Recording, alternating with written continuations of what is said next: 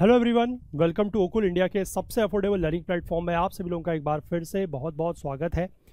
और हम लोग इस ISFR की जो सीरीज़ को हमने पिछले लेक्चर में स्टार्ट किया था, इसी को हम लोग आगे कंटिन्यू करेंगे। पिछले पार्ट में हम लोगों ने इसका थोड़ा इंट्रोडक्शन के बारे में देखा था और अब हम लोग जो है इसके 1 बाय 1 चैप्टर्स को डील करेंगे। तो सबसे पहले हम लोग जो बात करने वाले हैं that will be about the forest cover. तो बिना टाइम वेस्ट किए हुए चलिए इसको स्टार्ट करते हैं और देखते हैं यहाँ पर हमें क्या चीज़ पढ़नी है।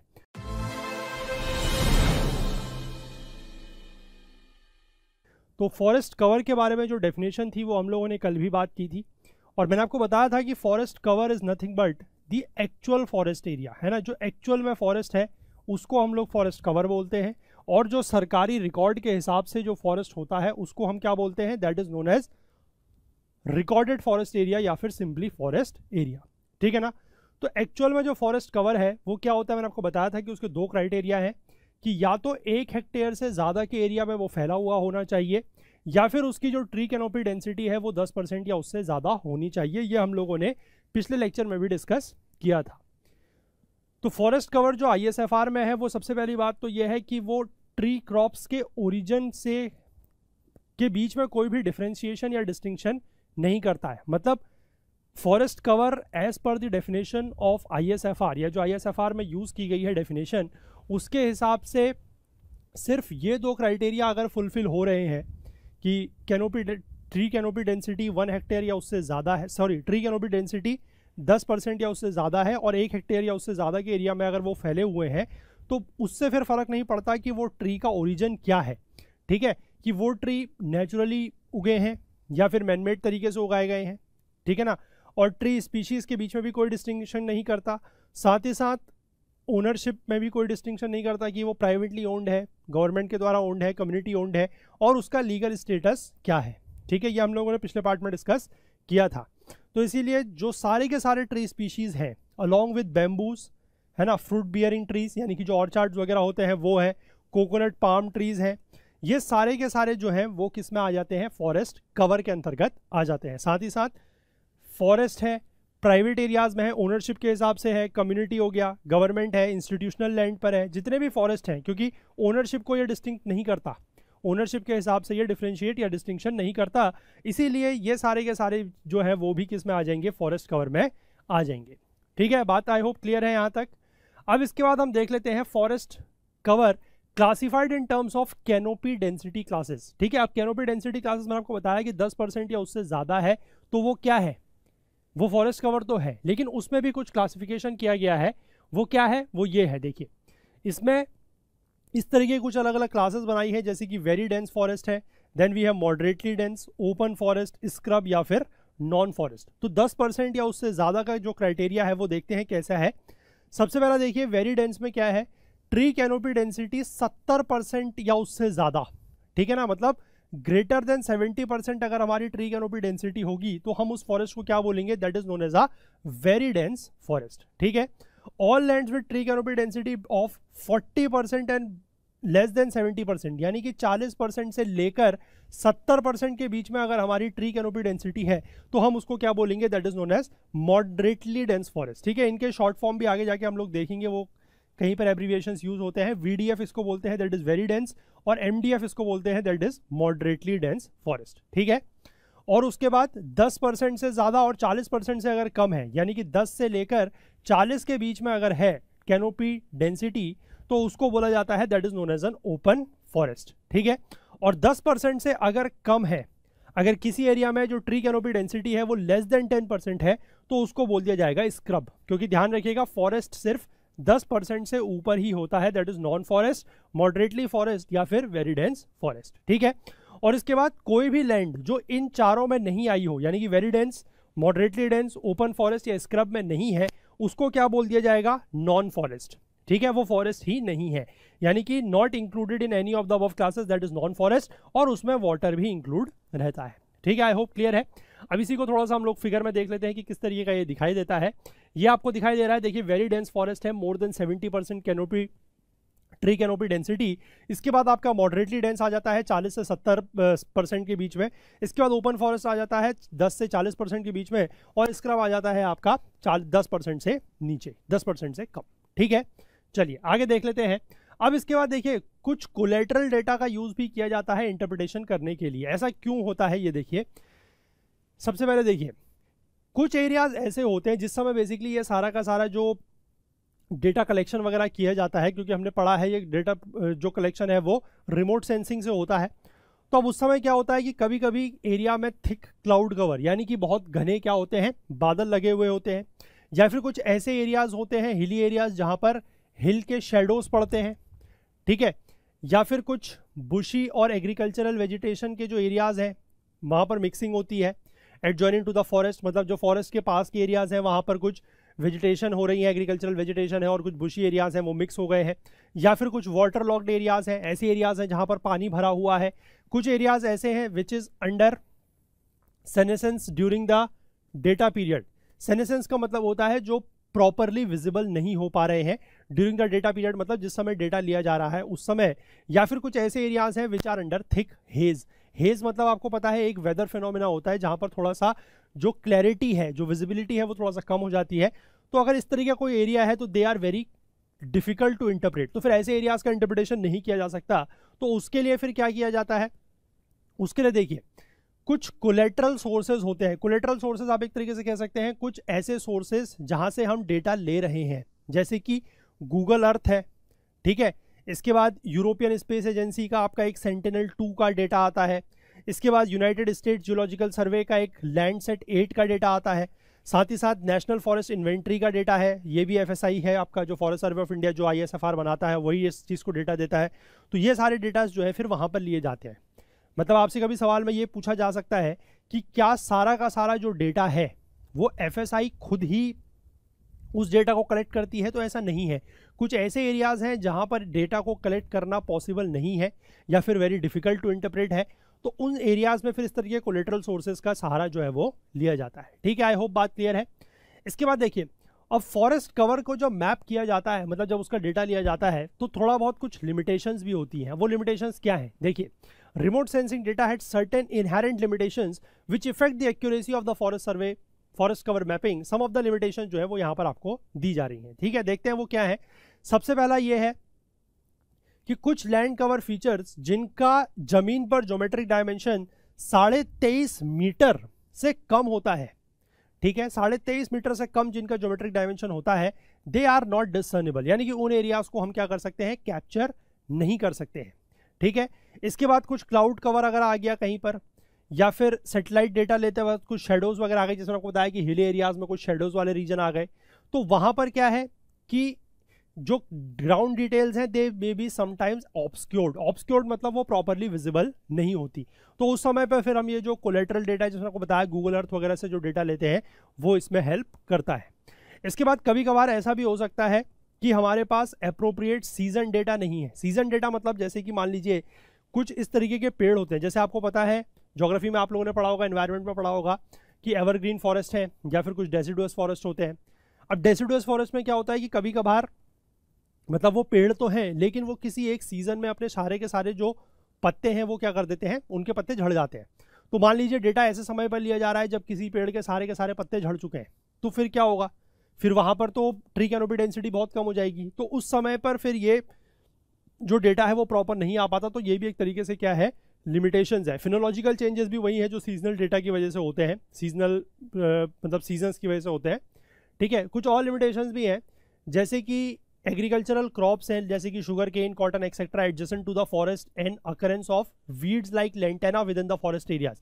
अब इससे क्या होता है कि मतलब जो फॉरेस्ट एरियाज है उसके आसपास के एरियाज में कुछ कॉटन या शुगर केन के अगर ट्रीज वगैरह हैं, शुगर केन के प्लांट वगैरह हैं, या फिर फॉरेस्ट एरियाज के अंदर ही कुछ वीड्स वगैरह है, वीड्स आर अनवांटेड प्लांट्स, अगर वो वहां पर है तो उससे क्या होता है कि स्पेक्ट्रल सिग्नेचर मिल जाता है। स्पेक्ट्रल सिग्नेचर मिल जाने का मतलब है कि अब ये नहीं पता लगेगा, क्योंकि वो ऊपर से जो चीज़ कवर कर रहा है बेसिकली वो ग्रीन कलर को कैप्चर करता है। जो रिमोट सेंसिंग से डेटा कवर होता है वो ग्रीन कलर को कैप्चर करता है।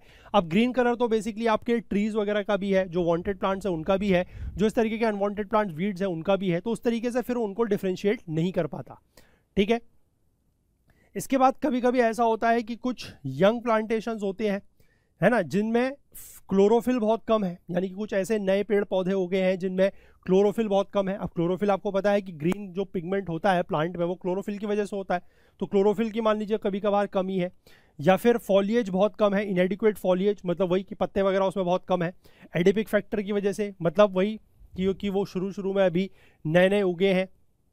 साथ ही साथ एडिपिक फैक्टर मतलब सॉइल में अगर कुछ इस तरीके की प्रॉब्लम है कि जिसकी वजह से उनका कलर थोड़ा सा कम है, कम दिख रहा है ग्रीन कलर, तो उसकी वजह से भी क्या होगा कि रिफ्लेक्टेंस प्रॉपर नहीं होगा। रिफ्लेक्टेंस प्रॉपर नहीं होगा तो वो प्रॉपर क्या होगा कि कलर उसका रिकॉर्ड नहीं हो पाएगा, तो ये भी एक लिमिटेशन है।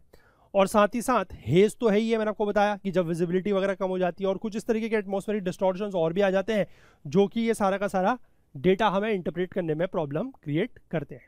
ठीक है, तो कभी कभार इस तरह की चीज़ें भी आपसे पूछी जा सकती हैं, रिपोर्ट में इंक्लूड की गई थी तो मैंने यहाँ पर ये चीज़ें ले ली है। अब इसके बाद 2021 का जो असेसमेंट हुआ है उसके हिसाब से अगर हम लोग फॉरेस्ट कवर की बात करते हैं, जो मैंने आपको 3 तरीके के फॉरेस्ट की बात बताई, very dense forest, open forest, moderately dense forest, scrub और नॉन फॉरेस्ट, तो वो सारा का सारा डेटा यहाँ पर दिया गया है। जो हमारा टोटल फॉरेस्टेड एरिया है, ठीक है, उसके हिसाब से यहाँ पर बात की गई है कि वेरी डेंस फॉरेस्ट हमारा कितना है 99,779, ठीक है, इतना जो एरिया है वो किसका एरिया है, that is of very dense forest. इसके बाद भी है मॉडरेटली डेंस, ये काफ़ी ज़्यादा है, 3 लाख स्क्वायर किलोमीटर के आसपास है, और 3 लाख से थोड़ा सा ज़्यादा ये है। ठीक है, इसके बाद टोटल फॉरेस्ट कवर की अगर हम बात कर लें तो 7,13,000 के आसपास है स्क्वायर किलोमीटर में। ये सारा का सारा डेटा जो है that is in square kilometres. ठीक है, स्क्वायर किलोमीटर्स में ये पूरा का पूरा डेटा है। और उसके बाद अगर हम लोग टोटल फॉरेस्ट कवर की बात कर लें, स्क्रब का मतलब मैंने आपको बता दिया, जहाँ पर जो ट्री कैनोपी डेंसिटी है वो 10% या उससे कम है वो है। और नॉन फॉरेस्ट मतलब जो इन चारों में नहीं आ रहा है that is in the non forest. ठीक है, तो टोटल अगर आप देखेंगे तो 21.71% जो है वो क्या है, टोटल फॉरेस्ट कवर है। फिर से ध्यान रखिएगा, टोटल फॉरेस्ट कवर की बात हो रही है, यानी कि ये एक्चुअल है। ठीक है, this is the actual forest, और 100% में से अराउंड 21% के आसपास ये है और 76% के आसपास ये है। ठीक है, बाकी 1.42% तो आपका जो है वो स्क्रब निकल के आता है, जिसकी ट्री कैनोपी डेंसिटी 10% या उससे कम है। ठीक है, अब इसी में अगर हम लोग बात कर लें, यही सारा का सारा जो डेटा वहाँ पर दिया गया था, ये आपको एक पाई चार्ट के हेल्प से दिया गया है कि टोटल जो हमारा एरिया है, जो हमारे देश का पूरा एरिया है, जोग्राफिकल एरिया है अराउंड 32 लाख किलोमीटर के आसपास, उसकी अगर स्क्वायर किलोमीटर के आसपास, उसकी अगर हम बात करें तो उसमें 76% तो आपका नॉन फॉरेस्ट है। ठीक है, और बाकी अगर आप देख लें 3% के आसपास वेरी डेंस है, 9.33% मॉडरेटली डेंस है, 9.34% ओपन फॉरेस्ट है, और 1.42% आपका स्क्रब निकल के इसमें आता है। ठीक है, अब ये सारी चीज़ जो है वो यहाँ पर लिखी गई है कि जो टोटल फॉरेस्ट सर्वे किया गया है उसके हिसाब से इतना हमारा क्या है, टोटल फॉरेस्ट है, which is 21.71% of the total geographical area of the country. और कैनोपी डेंसिटी के हिसाब से अगर हम बात करें तो ये हमारा क्या है, वेरी डेंस फॉरेस्ट जो कि 3.04% है।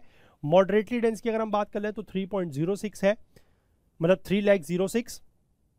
और अगर हम लोग बात कर लें ओपन फॉरेस्ट की तो 3,07,000 स्क्वायर किलोमीटर के आसपास है, जो 9.34%, और 9.33% तो आपका मॉडरेटली डेंस है, और 9.34% आपका ओपन फॉरेस्ट है।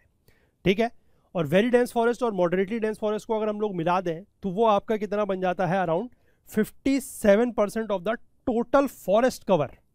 ठीक है ना, जो फॉरेस्ट कवर आपका टोटल आ रहा था, यानी कि ये जो टोटल फॉरेस्ट कवर आ रहा है which is this much, that is 7,13,789, ये टोटल फॉरेस्ट कवर है।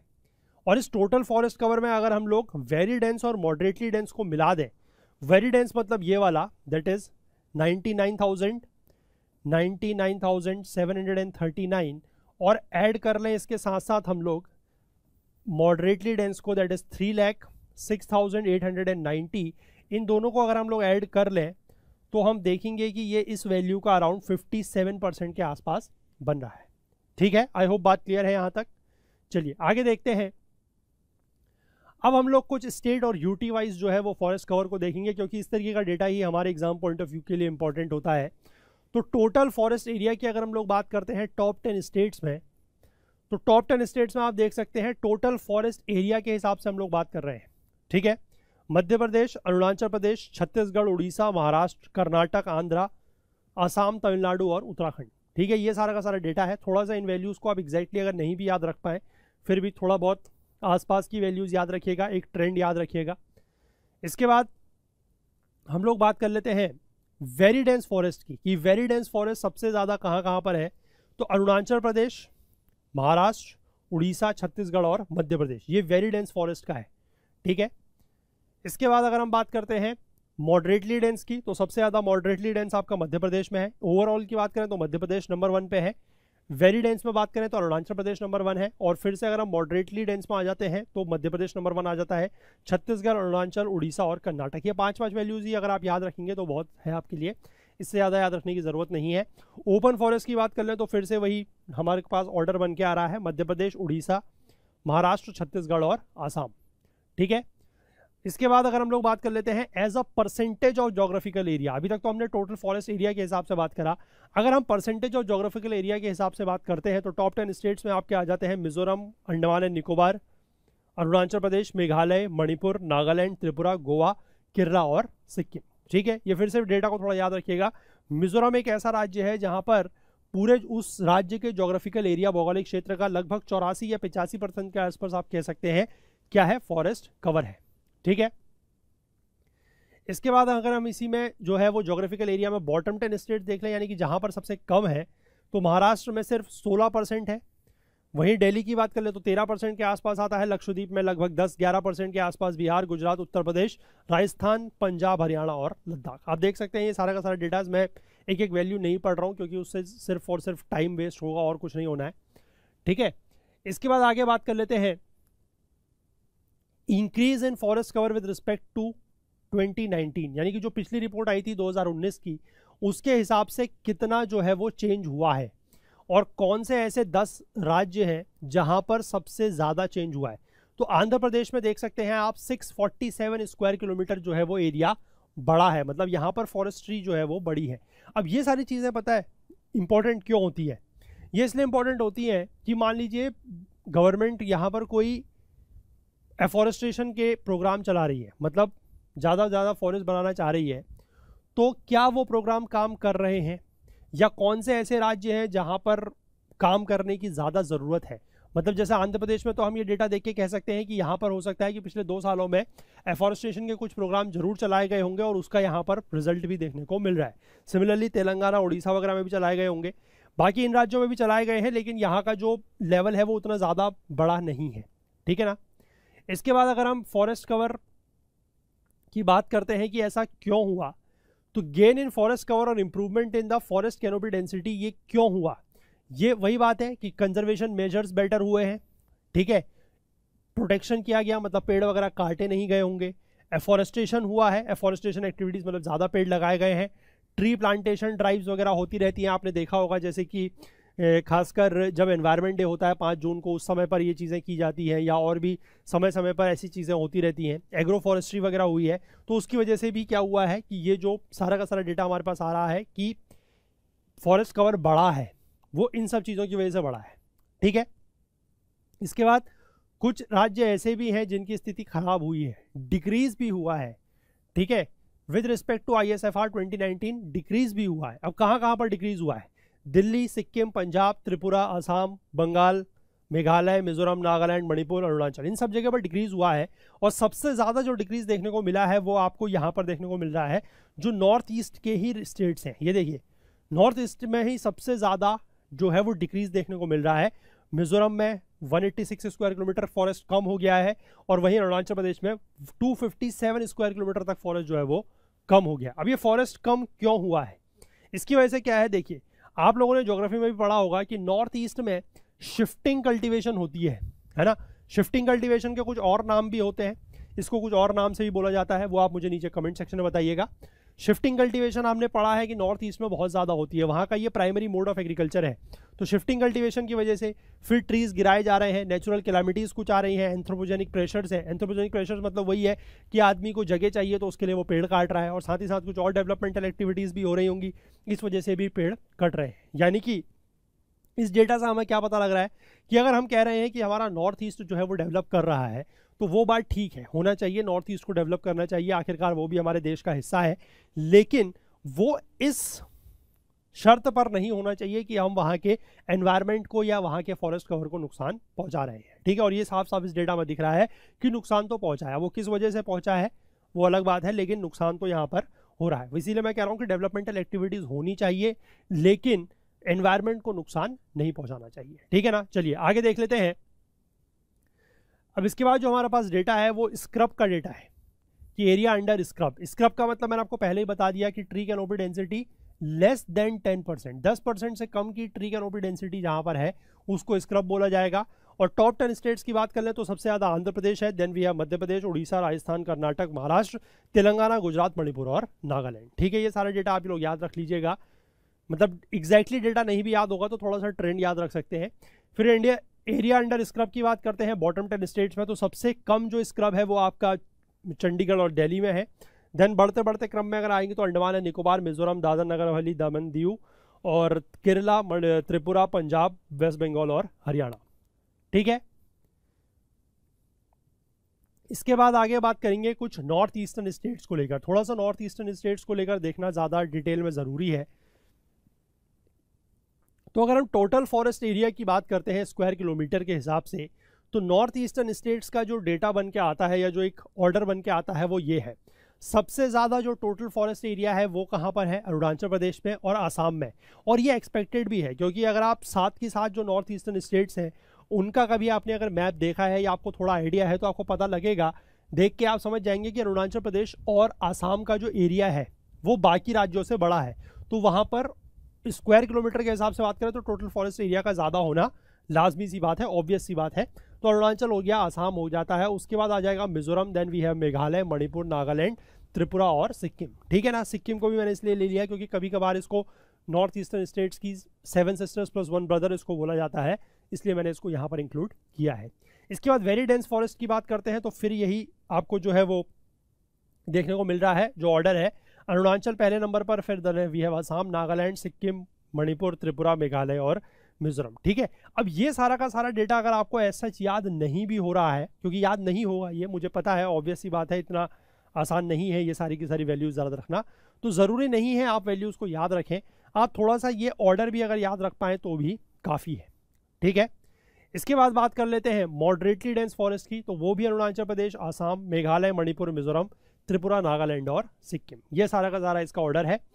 इसके बाद अगर हम नॉर्थ ईस्टर्न स्टेट्स में ही थोड़ा सा और देखें, ओपन फॉरेस्ट के बारे में बात करें तो ओपन फॉरेस्ट सबसे ज़्यादा आपका आसाम में है, then we have Arunachal, Mizoram, Manipur, Meghalaya, Nagaland, Tripura और सिक्किम।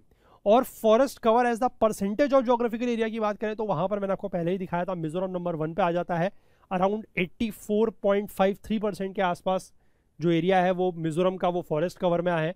फिर then we have Arunachal, Meghalaya, Manipur, Nagaland, Tripura, Sikkim और आसाम। अब यहाँ पर आपको एक डेटा बड़ा कॉन्ट्रास्ट देखने को मिलेगा कि आसाम में, हालांकि टोटल फॉरेस्ट एरिया के हिसाब से हम लोग बात कर रहे हैं तो आसाम में काफ़ी ज़्यादा है, लेकिन ओवरऑल जोग्राफिकल एरिया के परसेंटेज के हिसाब से अगर हम लोग बात करें तो आसाम में जो है वो सिर्फ 36% ही, पूरे के पूरे आसाम का जो एरिया है उसका सिर्फ 36% ही क्या है, फॉरेस्ट कवर है। ठीक है, चेंजेस की बात कर लें तो सिक्किम, त्रिपुरा, आसाम, मेघालय, मिजोरम, नागालैंड, मणिपुर, अरुणाचल प्रदेश, इन सभी जगहों पे कम हुआ है। तो यहाँ से एक बड़ा ही कंसोलिडेटेड स्टेटमेंट ये निकल के आ सकता है आपके एग्जाम पॉइंट ऑफ व्यू से, वो ये हो सकता है कि नॉर्थ ईस्टर्न स्टेट्स में रिसेंट ईयर्स में जो फॉरेस्ट कवर है वो कम हुआ है। तो ये स्टेटमेंट बिल्कुल सही है, आप देख सकते हैं north eastern states including Sikkim सब जगह पर ISFR 2019 के रिस्पेक्ट में माइनस में वैल्यू चल रही है, मतलब कि यहाँ पर जो सारा का सारा फॉरेस्ट कवर है वो क्या हुआ है, पिछले 2 सालों में कम हुआ है। ठीक है ना, इस तरह की कंसोलिडेटेड स्टेटमेंट्स जो है वो बन सकती है। ठीक है, इसके बाद आगे बात कर लेते हैं एरिया अंडर स्क्रब की, तो सबसे ज़्यादा जो स्क्रब है वो आपका मणिपुर में है, then we have Nagaland, Arunachal, Meghalaya, Sikkim, Assam, Tripura और मिजोरम। ठीक है ना, स्क्रब वगैरह का डेटा हालांकि उतना ज़्यादा इंपॉर्टेंट नहीं होता, लेकिन फिर भी ठीक है, दिया हुआ है तो हमने यहाँ पर इंक्लूड कर लिया। तो ये सारा का सारा आपका नॉर्थ ईस्टर्न स्टेट्स के बारे में हो गया। अब इसके बाद अगर हम ISFR 2021 की रिपोर्ट को 2019 से अगर कंपेयर करें और देखें एक ओवरऑल हमें क्या देखने को मिलता है, तो वेरी डेंस फॉरेस्ट की अगर हम बात करते हैं तो 2021 में वेरी डेंस इतना है और 2019 में इतना था, यानी कि थोड़ा सा ये वैल्यू जो है वो बड़ी है। ठीक है, there is a slight increase in the very dense forest. ठीक है, 501 स्क्वायर किलोमीटर के आसपास वेरी डेंस फॉरेस्ट बड़ा है। मॉडरेटली डेंस की अगर हम लोग बात करें तो थोड़ा सा कम हुआ है, because there is a negative sign out here, तो थोड़ा सा ये वैल्यू कम हुई है, 1582 स्क्वायर किलोमीटर के आसपास कम हुआ है। ओपन फॉरेस्ट भी बड़ा है, आपका स्क्रब जो है वो भी बड़ा है, और नॉन फॉरेस्ट का एरिया जो है वो कम हुआ है। ठीक है, अब यहाँ से भी कंसोलिडेटेड स्टेटमेंट्स बन सकते हैं कि वेरी डेंस फॉरेस्ट जो है वो बढ़ा है, बिल्कुल ठीक बात है। मॉडरेटली डेंस फॉरेस्ट जो है वो कम हुए हैं, ओपन फॉरेस्ट जो है वो बड़ा है, स्क्रब भी बड़ा है, और नॉन फॉरेस्ट कम हुआ है। वो तो ऑब्वियस सी बात है कि अगर कुछ चीज़ बड़ी है, सारी ज़्यादातर चीज़ें बड़ी हैं, तो कुछ ना कुछ तो कम होगा ही, है ना। ये और ये चीज़ें जो है वो कम हुई है और बाकी चीज़ें बड़ी हैं। तो आई होप क्लियर है बात। तो अब इस जब पूरी की पूरी रिपोर्ट कंप्लीट हो जाएगी, जब हमारे सारे लेक्चर्स कंप्लीट हो जाएंगे, तो हम लोग कोशिश करेंगे कि आपको पीडीएफ तो प्रोवाइड कराएंगे ही कराएंगे, उसके साथ साथ हम लोग कोशिश करेंगे कि आप लोगों के लिए कुछ एमसीक्यूज़ वगैरह की भी प्रोविज़न सोच रहे हैं हम लोग, कि कुछ एमसीक्यूज़ की एक मतलब एक सीरीज़ ऑफ एमसीक्यूज़ दिया जाएगा अराउंड 50 क्वेश्चंस के आसपास, जिससे आप लोग इस पूरी की पूरी रिपोर्ट को जो है वो प्रैक्टिस भी कर सकते हैं। वेबसाइट के थ्रू आपको वो प्रोवाइड कराने की हम लोग पूरी कोशिश करेंगे, जब एक बार ये रिपोर्ट कंप्लीट हो जाए उसके बाद। ठीक है, चलिए इसके बाद बात करेंगे ग्रीन वॉश की। अब ये ग्रीन वॉश क्या होता है, देखिए कभी कभी क्या होता है, कुछ स्टेट्स और यूटीज़ में जहां पर digitised boundaries of the recorded forest area वो नहीं प्रोवाइड हो पाती है एफएसआई को, क्योंकि हमने बताया कि एफएसआई के पास कभी कभार ऐसा होता है कि कोई डेटा उसको चाहिए लेकिन मिल नहीं पाता, तो वो फिर कहाँ से लेता है, जो स्टेट्स का और सेंटर का जो रिकॉर्डेड फॉरेस्ट एरिया है वहाँ से।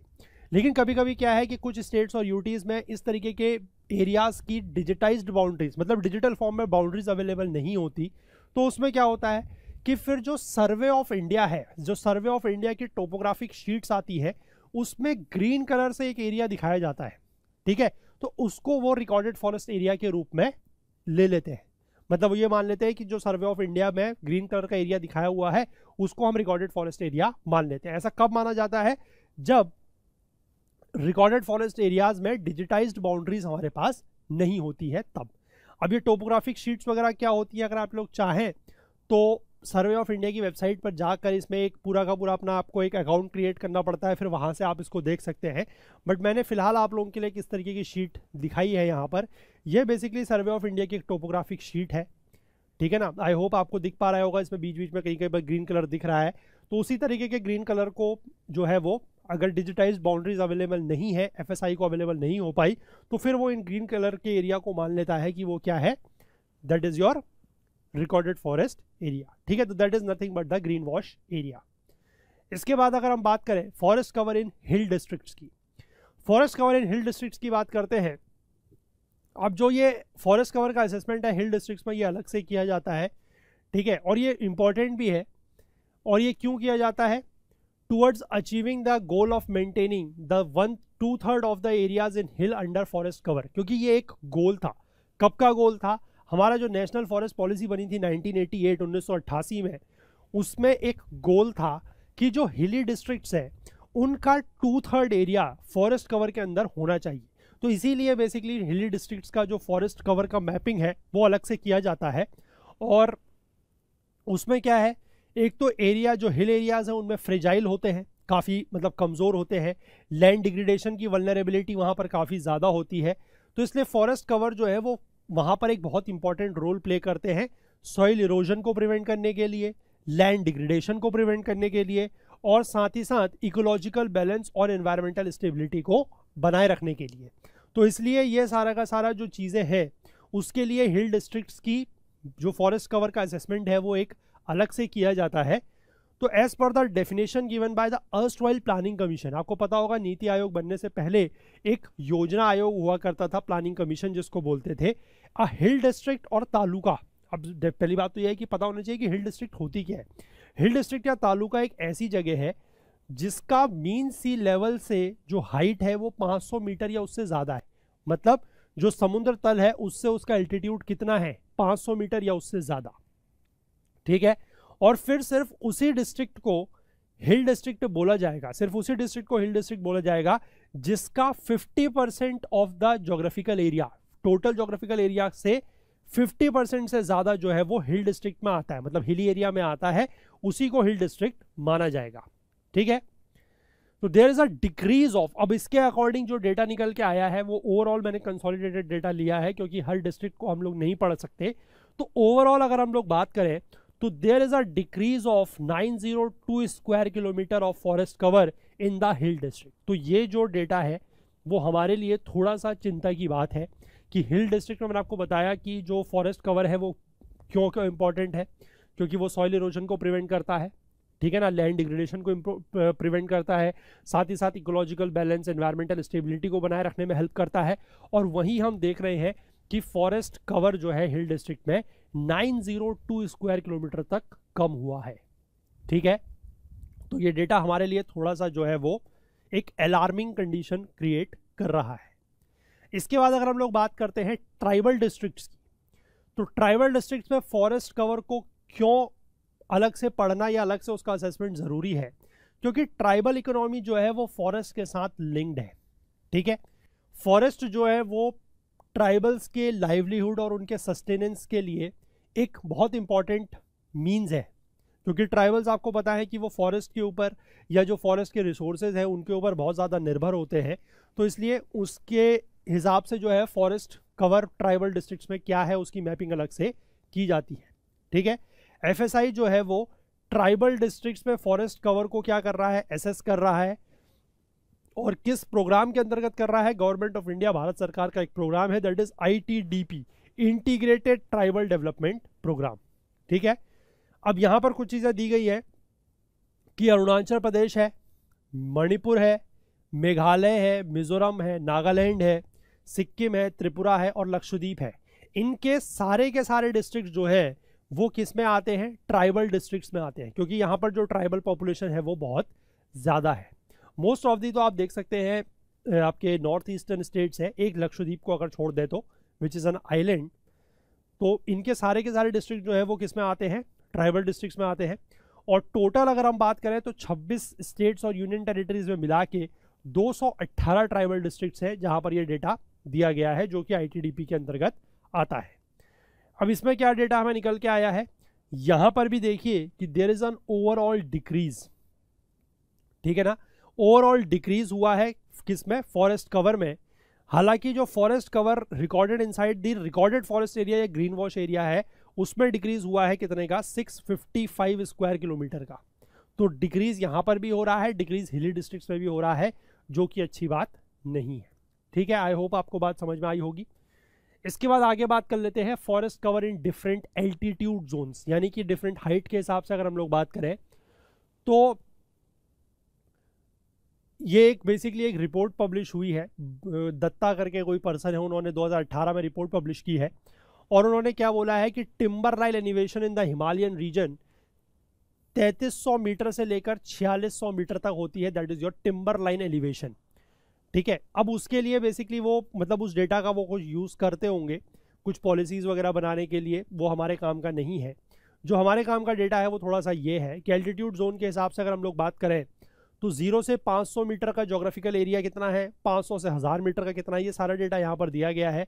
कहाँ पर वाइट ये जो आपका वेरी डेंस फॉरेस्ट है वो कितना है, मॉडरेटली डेंस कितना है, ओपन फॉरेस्ट कितना है, ये सारी चीज़ें यहाँ पर आपको दी गई हैं। ये आप डेटा आराम से देख लीजिएगा और इसमें से थोड़ा बहुत डेटा याद करने की कोशिश कीजिएगा। हालांकि बहुत ज़्यादा तो इंपॉर्टेंट ये नहीं है, लेकिन फिर भी रिपोर्ट में दिया है तो हमने इसको इंक्लूड कर लिया है। ठीक है, इसके बाद अगर हम बात कर लेते हैं forest cover in different slope classes. अभी तो हमने हाइट के हिसाब से बात करी, अब हम स्लोप क्लासेस की अगर बात कर लेते हैं तो स्लोप क्लासेस में क्या है। अब देखिए स्लोप इंपॉर्टेंट क्यों है, forest play an important role in maintaining the hill slope stability, prevention of soil erosion and overall protection of the fragile mountain ecosystems. क्योंकि स्लोप आपको पता है कि जितना ज़्यादा माउंटेन का स्लोप होगा वहाँ पर लैंड डिग्रेडेशन होने के चांसेस, सॉइल इरोजन होने के चांसेस उतने ही क्या होंगे, ज़्यादा होंगे। ठीक है ना, और फॉरेस्ट कवर अगर स्लोप पे ज़्यादा होगा, यानी कि ज़्यादा अगर वहाँ पर फॉरेस्ट होगा, पेड़ पौधे होंगे, तो वो मिट्टी को उतना ज़्यादा क्या करके रखेंगे, रोक के रखेंगे, और रोक के रखेंगे तो उससे क्या फ़ायदा होगा कि सॉइल इरोजन वगैरह कम होगा। ठीक है, तो ये सारी की सारी चीज़ें जो है वो स्लोप के हिसाब से दी गई है कि 0 से 5% का अगर स्लोप है तो क्या है, मतलब वहाँ पर कितना जोग्राफिकल एरिया है, very dense forest, moderately dense, open forest, पूरा फॉरेस्ट कवर, स्क्रब वगैरह सब कुछ दिया हुआ है। ये भी आप डेटा जो है वो अपने हिसाब से थोड़ा सा पढ़ लीजिएगा। एज सच बहुत ज़्यादा इंपॉर्टेंट तो मुझे नहीं लग रहा है, लेकिन ठीक है, फिर भी हमने इंक्लूड इसको यहाँ पर कर लिया, लेकिन थोड़ा बहुत ज़रूर पढ़ लीजिएगा, बिल्कुल निगलेक्ट मत कीजिएगा, ठीक है। इसके बाद अगर हम लोग आगे बात कर लेते हैं कुछ मेजर मेगा सिटीज़ की, तो पहली बात तो यह है कि मेजर मेगा सिटीज़ होते क्या हैं। सेंसस 2011 वो क्या बोलता है कि ऐसे अर्बन एग्लोमरेशंस जिनमें पॉपुलेशन 10 मिलियन या उससे ज़्यादा है। 10 मिलियन का मतलब हो गया 1 करोड़। 1 करोड़ या ज़्यादा की पॉपुलेशन को हम मेगा सिटी बोलते हैं। और हमारे देश में अगर हम लोग बात करें तो आज की डेट में 5 मेजर मेगा सिटीज़ हैं। कौन कौन से? Greater Mumbai, we have Delhi, we have Kolkata, we have Bengaluru and Chennai. और साथ ही साथ अहमदाबाद और हैदराबाद जो है ये भी बहुत मेजरली ग्रो करने वाली सिटीज़ हैं। तो इसका डेटा अगर हम लोग यहाँ पर देख लें, ये 7 के 7 का डेटा आपको दिया गया है। वी हैव अहमदाबाद, बेंगलुरु, चेन्नई, दिल्ली, हैदराबाद, कोलकाता और मुंबई। तो इनका एरिया दिया गया है आपको कि टोटल जोग्राफिकल एरिया कितना है, और इनका आपको ये भी दिया गया है कि कहाँ पर very dense forest, moderate forest, open forest, total forest cover कितना है, ठीक है। और जोग्राफिकल एरिया से परसेंटेज वाइज फॉरेस्ट कवर कितना है, स्क्रब कितना है, ये सब चीज़ें भी यहाँ पर दी गई हैं। और इसी में अगर हम डिकेडल चेंज की बात करें कि पिछले 10 सालों में क्या चेंज रहा है इन मेगा सिटीज़ में, तो वो डेटा हमें यहाँ पर देखने को मिल रहा है, जिसमें से कुछ डेटा तो हमारे लिए सेटिस्फाइंग है कि जैसे दिल्ली की अगर हम लोग बात कर लें तो यहाँ पर फॉरेस्ट कवर क्या हुआ है, फॉरेस्ट कवर बढ़ा है। सिमिलरली हम बात कर लें मुंबई की तो फॉरेस्ट कवर में इंक्रीज़ हुआ है। हैदराबाद में तो बहुत अच्छा इंक्रीज़ है, देखिए, है ना। हैदराबाद का डेटा मैंने आपको पीछे दिखाया था। आंध्र प्रदेश का एक जगह डेटा आपको याद होगा कि फॉरेस्ट कवर बढ़ा था, वो यहाँ पर आपको सिग्निफिकेंटली यहाँ पर भी दिख रहा है कि हैदराबाद में भी काफ़ी बढ़िया चेंज है, चेन्नई में भी चेंज है।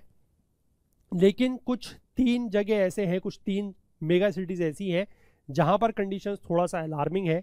वन इज़ योर अहमदाबाद, जहाँ पर 48% तक फॉरेस्ट कवर कम हुआ है। देन वी हैव बेंगलुरु, यहाँ पर लगभग 5% के आसपास कम हुआ है। और कोलकाता, जहाँ पर 30% के आसपास फॉरेस्ट कवर कम हुआ है, ठीक है। तो ओवरऑल अगर हम बात कर लें तो लास्ट 10 ईयर्स में 68 स्क्वायर किलोमीटर का इंक्रीज हुआ है। मैक्सिमम गेन, मतलब इन सब की अगर मैं बात करूं, मैक्सिमम गेन मैंने आपको बता ही दिया, हैदराबाद में हुआ है 48.66 स्क्वायर किलोमीटर, या परसेंटेज के हिसाब से बात करें तो 147%। उसके बाद दिल्ली है, और अहमदाबाद और बेंगलुरु में जो है वो फॉरेस्ट कवर कम हुआ है, साथ ही साथ कोलकाता में भी कम हुआ है, ठीक है। तो आई होप कि ये फॉरेस्ट कवर को लेकर जितना भी मैंने आपको चीज़ें यहाँ पर बताई वो आपको सब समझ में आ गई होंगी। तो इस चैप्टर में हम लोग इसको इतना ही रखेंगे। इसका जो अगला चैप्टर रहेगा उसमें हम लोग बात करेंगे अबाउट दी मैनग्रोव कवर, ठीक है ना। नेक्स्ट चैप्टर जो हमारा रहेगा that will be about the mangrove cover, और उसमें हम लोग चीज़ों को और आगे डिस्कस करेंगे। तब तक अगर आप लोग चाहते हैं हमारे साथ जुड़े रहना, हमारे साथ बने रहना, तो हमारे जो बाकी चैनल्स हैं उनको भी सब्सक्राइब कर लीजिए। साथ ही साथ हमारे को टेलीग्राम के ग्रुप में आप लोग ज्वाइन कर सकते हैं, वहाँ पर भी आपको इंपॉर्टेंट अपडेट्स और क्विजेस वगैरह हम लोग प्रोवाइड कराएंगे। और साथ ही साथ आप हमें सोशल मीडिया पर भी फॉलो कर सकते हैं। तो वीडियोस अगर पसंद आ रहे हैं तो प्लीज़ लाइक ज़रूर करें, ज़रूर शेयर करें। और इसी तरीके के अगले वीडियो के साथ जिसमें मैनग्रोव को हम लोग डिस्कस करेंगे, मिलेंगे आपके साथ बहुत जल्द। तब तक के लिए अपना बहुत बहुत ध्यान रखिएगा। Please do take care of your self. Thank you, have a nice day, bye bye, जय हिंद।